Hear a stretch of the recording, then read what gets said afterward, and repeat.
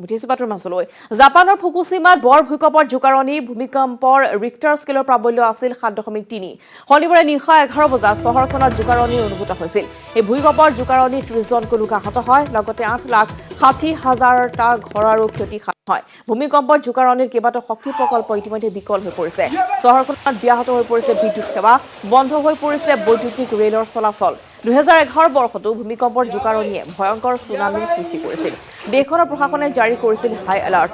আৰু 2011 বৰ্ষৰ ভূমিকম্পত 18,000ৰো অধিক লোকে হেৰুৱাইছিল প্ৰাণ কিন্তু এইবাৰ ভূমিকম্পৰ জোকাৰণি হোৱাৰ পিছতো দেশৰ প্ৰশাসনে জাৰি কৰা নাই কোনো ধৰণৰ নিৰ্দেশনা কিন্তু ইতিমধ্যে আমি দেখুৱাইছো যে 30 জন লোক আহত হৈছে এই ভূমিকম্পৰ ফলত ভূমিকম্পৰ ৰিক্টাৰ স্কেলৰ প্ৰাবল্য 7.3 শনিবাৰে নিশা 11 বজাত চহৰখনত জোকাৰণিৰ অনুভূত হৈছিলや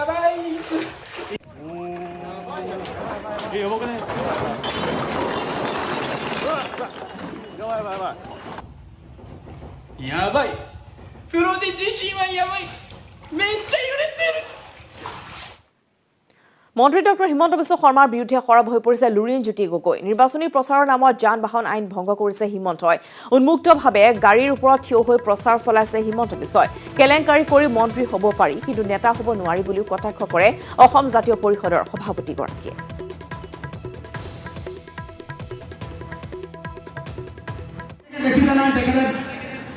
একদম স্থান কৰাৰ দৰে এখন ফৰ্চুনাৰ গাড়ীৰ ওপৰত হুদত বহি একদম নিৰ্বাচনী প্ৰচাৰ চলাইছে এনেকে নিৰ্বাচনী প্ৰচাৰ চলালে 1 নম্বৰ জাৰ্চি পিন্ধিব নোৱাৰে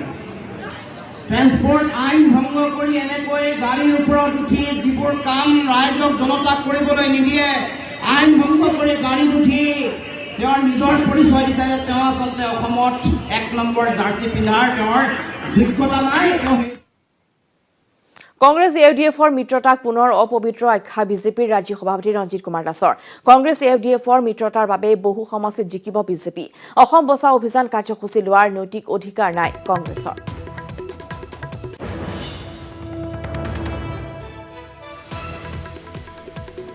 কংগ্ৰেছে যি শ্লোগান লৈছে অভিযান লৈছে অসম বচাও আহক তেওঁলোকে এই শ্লোগান বা এই অভিযান লোৱাৰ তেওঁলোকৰ নৈতিক অধিকাৰ এইকাৰণে নাই যে অসমক ইতিমধ্যে শেষ কৰাৰ পিছত বিপুন বৰা ডাঙৰীয়াই কৈছিলে যে কংগ্ৰেছৰ অপশাসন ভ্ৰষ্টাচাৰৰ কাৰণে ৰাইজে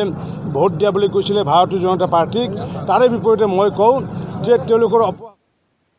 আজি ভেলেণ্টাইন্স ডে চেইণ্ট ভেলেণ্টাইনৰ প্ৰেমী সত্তা সুঁৱৰি বিশ্ববাসীয়ে পালন কৰিছে প্ৰেমৰ দিনটো প্ৰধানতঃ পশ্চিমীয়া দেশসমূহত পালন কৰাৰ দৰে ভাৰতবৰ্ষৰ লগতো মহানগৰীতো ভেলেণ্টাইন ডেৰ উৎসাহ দেখিবলৈ পোৱা গৈছে প্ৰেম মানি যেন জীৱন উদযাপন কৰি যোৱাৰ হেঁপাহ নোপোৱাৰ মাজতো কিবা এটা পোৱাৰ আশা প্ৰেম মানি বিশ্বাস প্ৰেম মানি যেন পূৰ্ণতা আৰু আজি অৰ্থাৎ 14 ফেব্ৰুৱাৰী দিনটো যেন প্ৰেমৰ বাবে উৎসৰ্গিত এটা বিশেষ দিন প্ৰেম মানি এক স্বৰ্গীয় অনুভূতি প্ৰেমিক যুগলৰ বাবে নিশ্চিতভাৱে নালাগে কোনো বিশেষ দিন তথাপিও বিশেষ দিনটোৰ কৰা এনে কিছু প্ৰয়াসে কিছু সময়ৰ বাবে হলেও কাৰোবাৰ মুখত দি গ'ল এমুকুৰা হাঁহি উপহাৰৰ সামগ্ৰীৰে ভৰিছে দোকান পোহাৰসমূহ ৰঙা গোলাপেৰে প্ৰেম নিবেদিবলৈ দোকানে দোকানে ভিৰ কৰা পৰিলক্ষিত হৈছে প্ৰেমিক প্ৰেমিকাসকল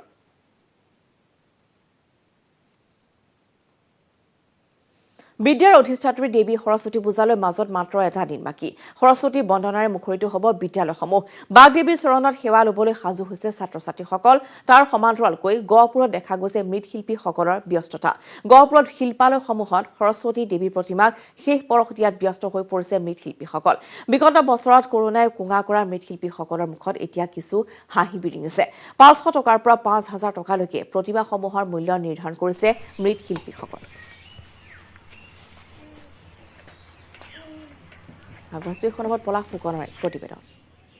সৰস্বতী পূজা উপলক্ষে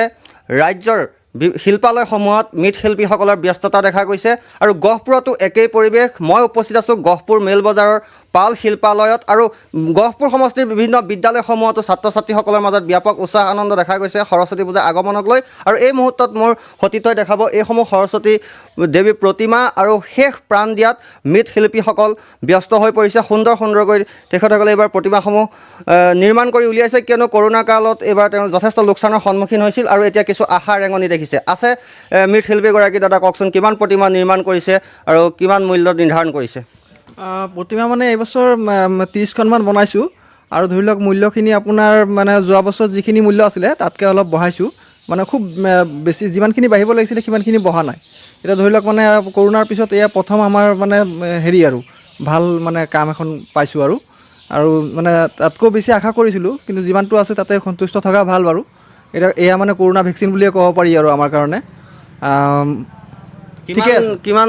নিৰ্মাণ কৰিছে প্ৰতিমা এইবাৰ এইবছৰ মই 30খন বনাইছোঁ আৰু বনাম বুলি ভাবিছিলোঁ কিন্তু ধৰি লওক তেনেকৈ অৰ্ডাৰ পোৱা নাই 30খন অৰ্ডাৰ পাইছে 30খন অৰ্ডাৰ পাইছোঁ হয় নিশ্চয় এনেদৰে এতিয়া নিতৌ ব্যস্ত আছে এই মৃৎশিল্পীসকল এনেদৰে কিয়নো সৰস্বতী পূজালৈ এইসমূহ প্ৰতিমা আচলতে সম্পূৰ্ণ কৰি তুলিব লাগিব আৰু আছে দাদা কওকচোন যিহেতু আপোনালোকৰ পূৰ্বতে যথেষ্টখিনি সমস্যাৰ সন্মুখীন হৈছিলে এতিয়া কিছু আশা ৰেঙনি দেখা পাইছে নিশ্চয় আশা নিশ্চয় হৈছে কিন্তু এই বছৰ আমি অলপ আনন্দ লৈ আছোঁ বাৰু আৰু প্ৰতিমা ধৰক 30খনমান হৈছে আৰু এতিয়া ৰঙৰ কাৰণে আমি ব্যস্ততা হৈ আছোঁ নিশ্চয় এনেদৰে সকলো গহপুৰ সমষ্টিৰ সকলো শিল্পালয়তে একেই পৰিৱেশ সকলো মৃৎশিল্পী এতিয়া ব্যস্ত হৈ আছে বঙাইগাঁৱত বৃহৎ পৰিমাণৰ অৰুণাচলী সুৰা জব্দ এখন ট্ৰাকত বহিৰাজ্যলৈ সৰবৰাহৰ চেষ্টা চলোৱাৰ সময়ছোৱাতেই আৰক্ষী আৰু আবকাৰী বিভাগৰ দলে জব্দ কৰে অৰুণাচলী সুৰা ট্ৰাকখনৰ গোপন কক্ষত দৈনিক সৰবৰাহ হৈছিল লাখ লাখ টকাৰ অৰুণাচলী সুৰা গেৰুকাবাৰী আৰক্ষী চকীয়ে নিয়মীয়া তালাচীৰ বাবে কণ্টেইনাৰখন ৰখোৱাৰ সময়ছোৱাতেই চালক হেণ্ডিমেনে পলায়ন কৰিছে আৰক্ষীয়ে ভালদৰে পৰীক্ষা কৰাত গোপন কোঠাটো আৱিষ্কাৰ কৰিবলৈ সক্ষম হয় আৰক্ষীয়ে গাড়ীৰ ভিতৰতে কিবা কোনো নম্বৰ প্লেট উদ্ধাৰ কৰিবলৈ সক্ষম হয় আবকাৰী বিভাগৰ দল উপস্থিত হৈ বিভিন্ন ব্ৰেণ্ডৰ 300 কাৰ্টুন অৰুণাচলী সুৰা জব্দ কৰে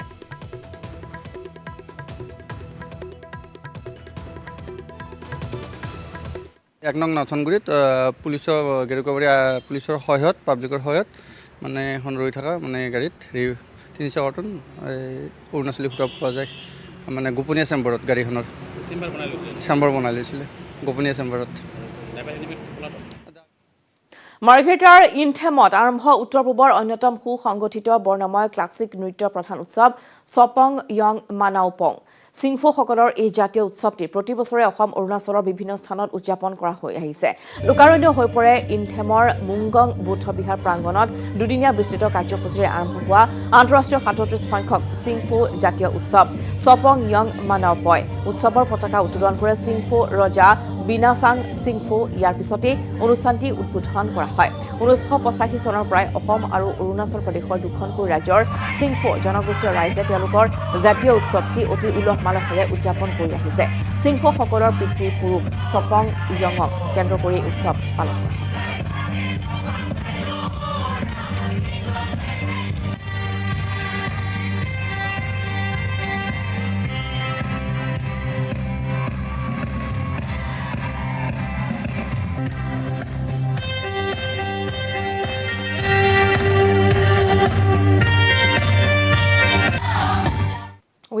মাজলৈ আৰু আজি গুৱাহাটী মহানগৰীৰ 3খনকৈ ফুট অভাৰব্ৰিজ মুকলি মন্ত্ৰী হিমন্ত বিশ্ব শৰ্মাৰ কামাখ্যা গেট গণেশগুৰিত ফুট অভাৰব্ৰিজ 3খন মুকলি কৰিব মন্ত্ৰীগৰাকীয়ে ইয়াৰ পিছতেই আৰু খানাপাৰাৰ তাজ বিমানটাৰ সমীপৰ ফুট অভাৰব্ৰিজ মুকলি কৰিব মন্ত্ৰীগৰাকীয়ে অত্যাধুনিক প্ৰযুক্তিৰে নিৰ্মাণ কৰা ফুট অভাৰব্ৰিজসমূহ ইতিমধ্যে ফুলেৰে ধুনীয়াকৈ সজাই পৰাই তোলা হৈছে নিশাৰ ভাগতে আলোকসজ্জাৰে উজ্বলাই তোলা হৈছে ফুট অভাৰব্ৰিজ কেইখন ইয়াৰ পূৰ্বে 2খনকৈ ফুট অভাৰব্ৰিজ মুকলি কৰিছিল মন্ত্ৰীগৰাকীয়ে আৰু আগন্তুক 31 মাৰ্চৰ ভিতৰত অন্য 4খনকৈ ফুট অভাৰব্ৰিজ মুকলি কৰা হ'ব বুলি মন্তব্য হিমন্ত বিশ্ব শৰ্মাৰ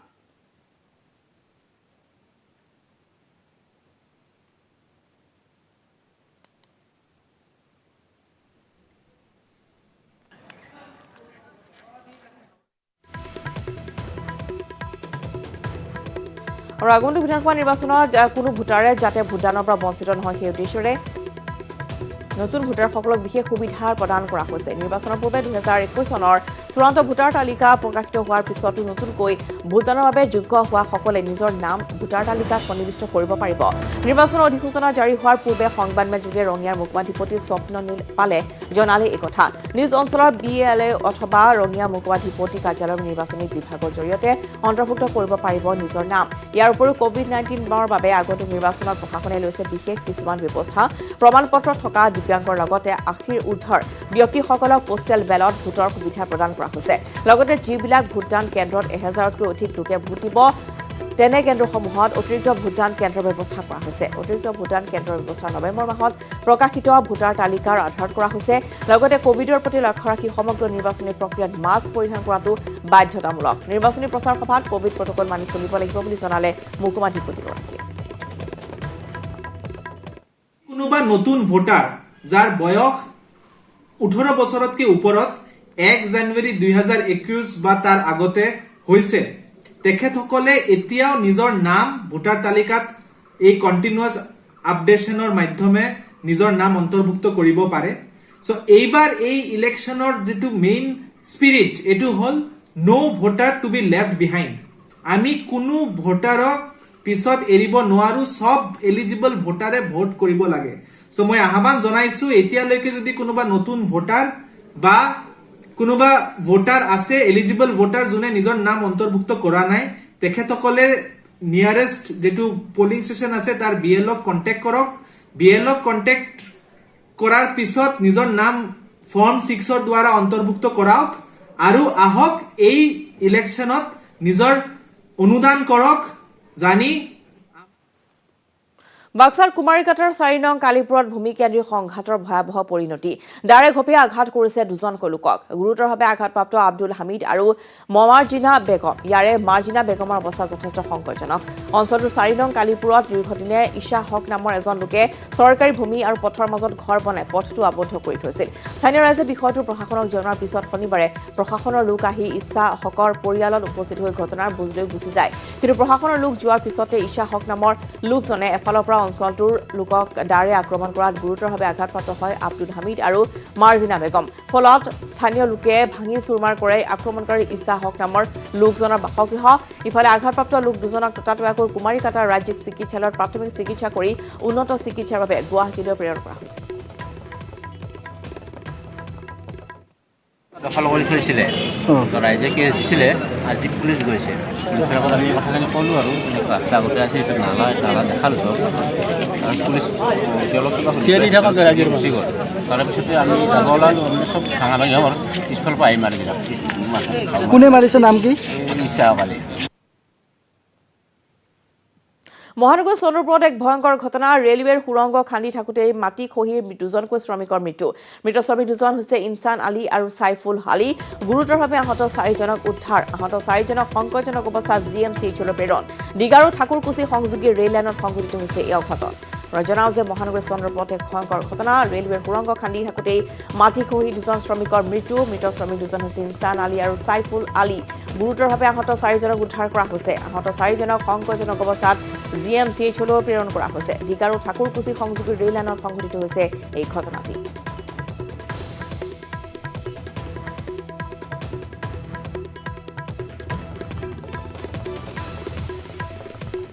এটা মানে যিমানখিনি কৰিছে গোটেইখিনি তাৰমানে গোটেইখিনি জাপি লৈছে এতিয়া কিমানজন ওলাইছে কিমানজন মানে এতিয়া 4জন লৈ গৈছিলে ডিএল লৈ গৈছে আৰু এতিয়া বৰ্তমান এজন মৃত্যু হৈছে তাৰপিছত ভিতৰত আৰু আছে নেকি আছে আকৌ আছে কিমানজনমান আছে এতিয়া 10জনৰে 5জন ওলাইছে আৰু আছে 5জনমান আছে অসম বিধানসভাৰ নতুন বিল্ডিং উদ্বোধনৰ দিনাই বিয়লি বিধায়কৰ নতুন আৱাসগৃহ বিল্ডিং মুকলি কৰে বিধানসভাৰ অধ্যক্ষ হিতেন্দ্ৰ নাথ গোস্বামীয়ে 10গৰাকী বিধায়ক থাকিব পৰা অত্যাধুনিক আৱাসগৃহটো শনিবাৰে আনুষ্ঠানিকভাৱে মুকলি কৰে অসম বিধানসভাৰ অধ্যক্ষ হিতেন্দ্ৰ নাথ গোস্বামীয়ে উদ্বোধনী অনুষ্ঠানত অধ্যক্ষৰ লগতে উপস্থিত আছিল উপাধ্যক্ষ আমিনুল হক লস্কৰ লাহোৱাল সমষ্টিৰ বিধায়ক ঋতুপৰ্ণ বৰুৱা কাটলিচেৰা সমষ্টিৰ বিধায়ক সুজামুদ্দিন লস্কৰ জনিয়াৰ ৰফিকুল ইছলাম আৰু জলেশ্বৰ সমষ্টিৰ চাহাবুদ্দিন আহমেদ উদ্বোধনৰ পিছত নতুন আৱাসগৃহসমূহ পৰ্যবেক্ষণ কৰে অধ্যক্ষ হিতেন্দ্ৰ নাথ গোস্বামীয়ে আমাৰ কাৰণে এটা উল্লেখযোগ্য দিন আৰু নতুন এমএলএ বিলাক আহি নতুন ঘৰ পাব আৰু এটা মাৰ্চত আৰু এটা ঘৰ কমপ্লিট হ'ব যাত মানে আৰু 10জন এমএলএ থাকিব পাৰিব আৰু এক বছৰৰ ভিতৰত আৰু 10টা এমএলএ 10জন এমএলএ থাকিব পাৰিব আৰু এনেকা ঘৰ এটা বিল্ডিং কমপ্লিট হৈ আছে আৰু এইটো কমপ্লিট হৈ গ'লে আমি এইটো কেম্পাছত আমি 85 এমএলএ নতুন ঘৰত ৰাখিব পাৰিম বিধায়ক আৱাস নতুন হৈছে ইফালে হৈছে আজি তাৰে 10টা ফ্লেট কমপ্লিট হৈছে এইটো আমি স্পিকাৰ মহোদয়ৰ লগত আহি এইখিনিও ইনগ্ৰেশ্যন কৰিলোঁ কমপ্লিট হৈছে মই ধন্যবাদ জ্ঞাপন কৰিছোঁ অসম বিধানসভাৰ মাননীয় স্পিকাৰ হিতেন্দ্ৰ নাথ গোস্বামী ডাঙৰীয়া আৰু ডেপুটি স্পিকাৰ আমিনুল হক লস্কৰ ডাঙৰীয়া তেখেতসকলৰ দুয়োজনৰ তৎপৰতাত এই বিধায়কসকলৰ নতুন আৱাস এইটো আজি 10টা হৈ গ'ল আৰু 10টা ফাগুন আজি চঞ্চলা, ফাগুন আজি উন্মনা। ফাগুনৰ হেঙুলীয়া আবেলি ধূলিময় পচোৱাৰ নিৰিবিলি শয়ন। ফাগুনৰ সৰাপাতে ৰিঙিয়াই মাতে ৰাঙলী পলাশক। পলাশে ৰং ছটিয়াই চৌদিশে, যেন চৌপাশ কেৱল ৰাঙলী। পলাশ ৰাঙলী, শিমলু ৰাঙলী, মদাৰো ৰাঙলী, চৌদিশে এতিয়া ৰাঙলী আভা। ফাগুন এটি মাহ নহয়, ই যৌৱনা দেশৰ স্পন্দন। পচোৱাৰ সুৰে সুৰে নাচিছে ধূলিকণাবোৰে। ফাগুন মানেই প্ৰেমৰ উন্মাদনা। এই ফাগুনে উন্মাদ কৰি তোলে প্ৰেমিক প্ৰেমিকাক। ফাগুনৰ পচোৱাই দেহ মন নোচোৱাই। ধূলিময় ফাগুনৰ পচোৱাই সাৱটি ধৰে গাভৰু পলাশ মদাৰ শিমলুক। নঙঠা গছবোৰেৰে ফাগুনৰ পচোৱাৰ মিঠা আলিংগন, যেন এক মিঠা অনুভূতি এই ফাগুনৰ।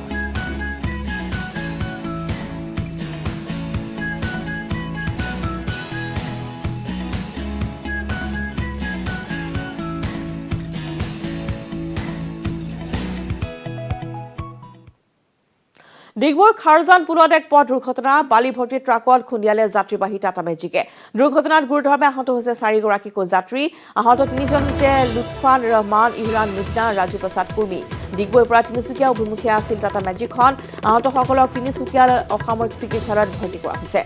জনাইছো এক দুৰ্ঘটনাৰ খবৰ। ডিগবৈৰ খাৰজান পুলত সংঘটিত হৈছে পথ দুৰ্ঘটনা। বালি ভৰ্তি ট্ৰাকত খুন্দিয়ালে যাত্ৰীবাহী টাটা মেজিকে। দুৰ্ঘটনাত গুৰুতৰভাৱে আহত হৈছে 4গৰাকীকৈ যাত্ৰী। আহত 3জন হৈছে লুৎফান ৰহমান, ইহৰান মিৰ্জা, ৰাজু প্ৰসাদ কুৰ্মী। ডিগবৈৰ পৰা তিনিচুকীয়া অভিমুখী আছিল টাটা মেজিকখন।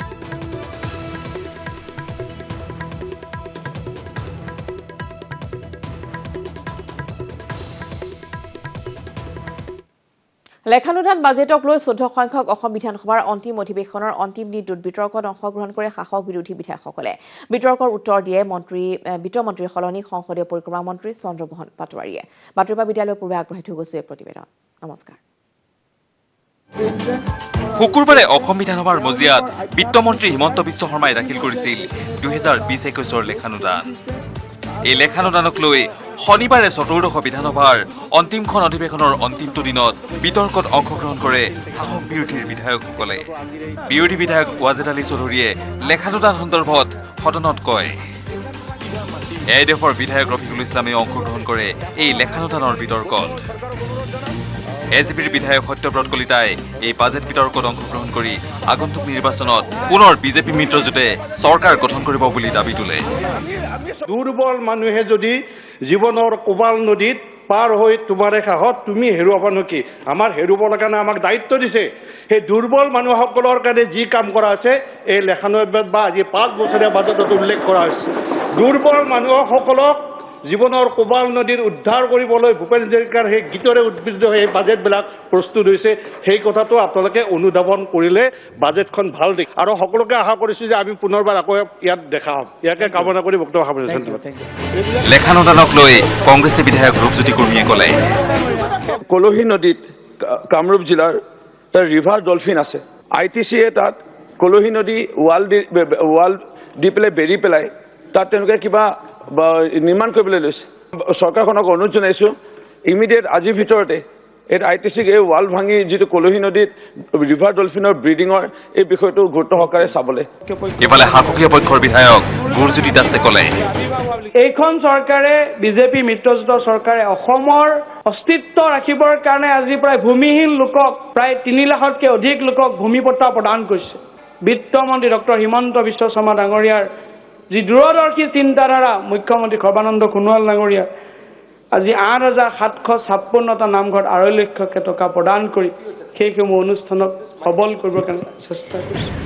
শাসক বিৰোধীয়ে লেখানুদানৰ ওপৰত কৰা আলোচনাৰ পিছত বিত্তমন্ত্ৰী হিমন্ত বিশ্ব শৰ্মাৰ অনুপস্থিতিত ইয়াৰ উত্তৰ দিয়ে সংসদীয় পৰিক্ৰমা মন্ত্ৰী চন্দ্ৰমোহন পাটোৱাৰীয়ে।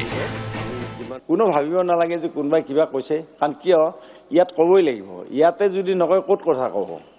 গতিকে ইয়াৰ পৰা ওলাই যায় আমি একে বন্ধুৱে, আমি একে ধৰণৰ, সেইটোতো হয়েই। সকলোকে আমি ধন্যবাদ দিছোঁ, কাৰণ ইয়াত যিটো আন্তৰিকতা আছে বিধানসভাৰ ষ্টাফৰ মাজত, মানে আমাৰ সকলোৰে প্ৰতি, এইটো বহুত ডাঙৰ কথা। এইটো কম ঠাইত এনেকুৱা ধৰণৰ পোৱা যায়। ইয়াৰ পিছতে সদনত গৃহীত হয় লেখানুদান। Biju Kumar Deka, news 18 Assam north east.